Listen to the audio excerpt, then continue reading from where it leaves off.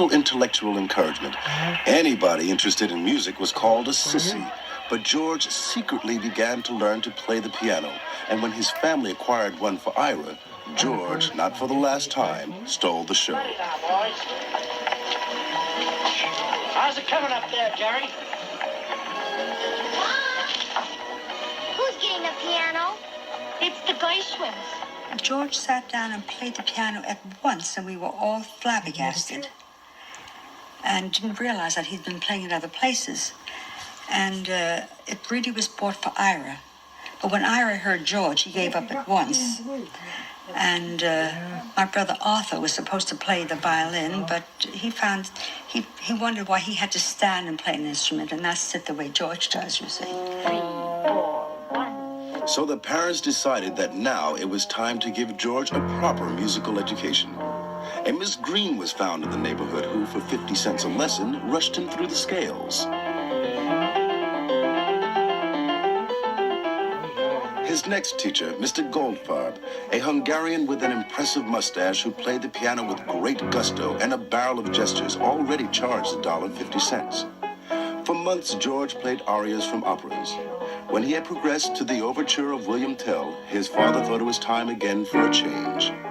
Charles Hambitzer not only taught him to play the piano properly, but also opened up the world of Chopin, Liszt, Debussy, and even Schoenberg. There was no way of keeping George at school any longer. After a short stint as a pianist in a bar, he was offered the job of song plugger in the publishing firm of Jerome H. Remick on 28th Street, known as Tin Pan Alley.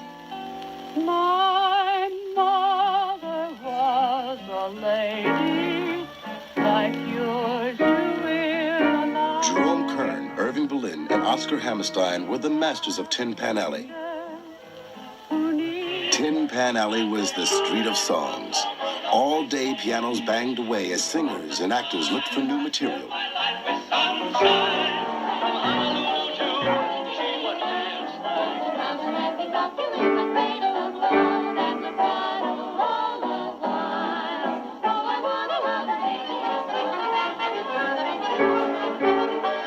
It was the plugger's job to make the song a hit.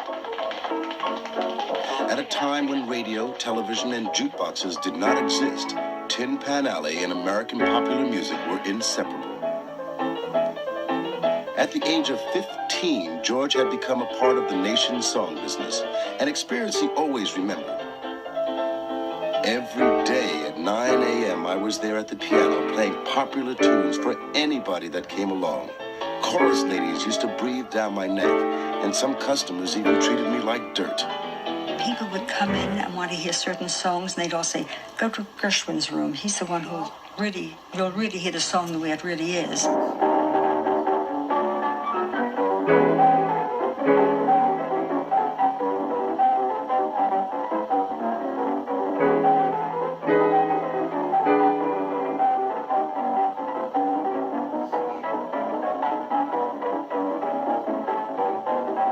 He played so well, he improvised.